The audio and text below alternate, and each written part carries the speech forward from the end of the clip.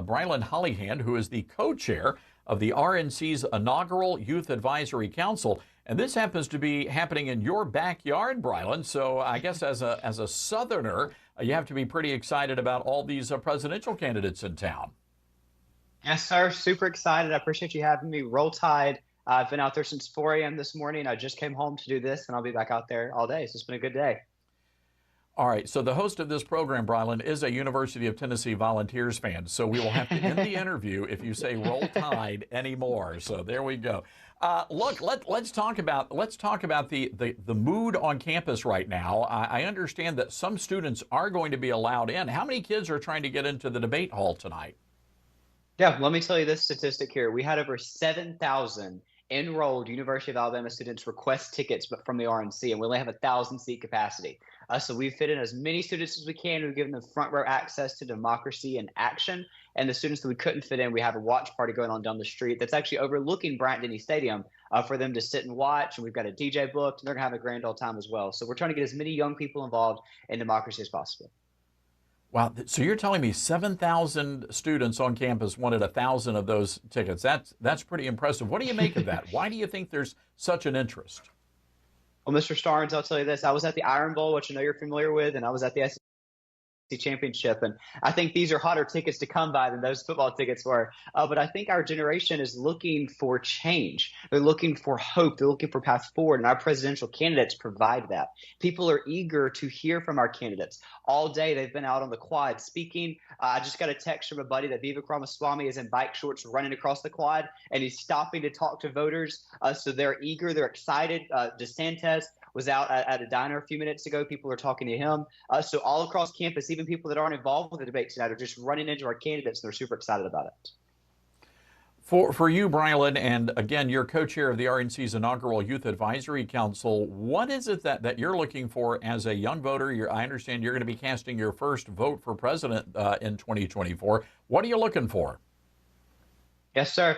Well, I'm looking for the best candidate that can put America back on track. I told a journalist earlier who was from a liberal network, and she didn't like it when I said this. I said, look, ma'am, America is not only off track, we've fallen completely off the rails and flipped over a few times. I mean, we need to get the train back on and keep going full steam ahead for American prosperity. Todd, you know this better than anybody. Every time an election comes up, Republicans get on TV and we say this is the most important election in American history. Make sure you got out and vote. And yes, they're always important, but this election, more than any other, is so incredibly important. The decision that this election comes out to next November will decide the future that I grow up in. It will decide the future that I raise a family in and my children raise their children in. This election is so important. The stakes could not be higher. We've got to get this right next November. But it starts with our primaries. And obviously, the first one's January 15th in Iowa. So the clock's ticking. All right, so let's talk about the big elephant here in the room, which is the youth vote. And that has been a tough thing for the Republicans over the last several election cycles.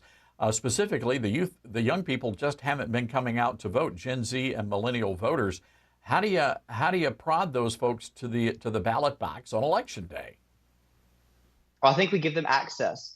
So you're very familiar with our first debate that we had in Milwaukee. And when I was appointed to the co-chair of this council, this all started in January. So today has been in the work for over 12 months, actually, which is just really cool. But our first debate was in Milwaukee. And at that debate, we flew young voters from all across the country to Milwaukee to see the candidates in action. But now we're going a step further. We're actually flying the candidates to campus to see youth voters. We're doing the reverse of it. So we're giving our students here on campus access to the candidates. We're laying out the policy points of view. We're really trying to show what the Republican Party is. For too long, the left is having a monopoly on my generation. And they said, oh, the Republicans are anti this and anti that. But we're pro a lot of things too, Todd. And that's what tonight's going to be about. Well, I think it's going to be a great event. Are you going to be in the auditorium there?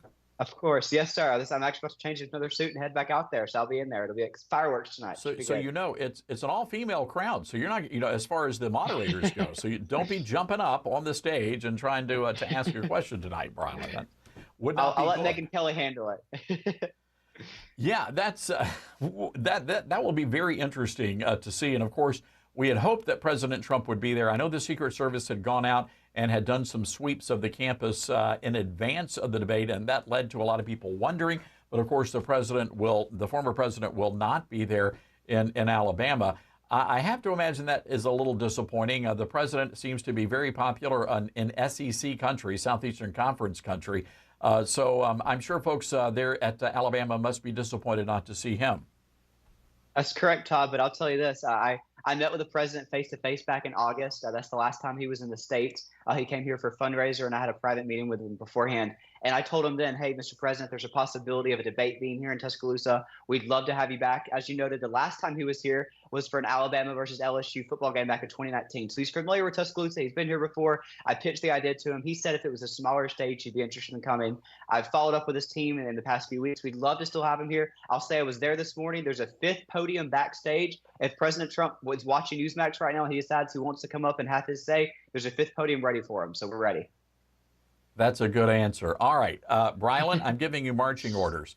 We know these candidates, when they're down south in Alabama, they're going to be heading over to Dreamland.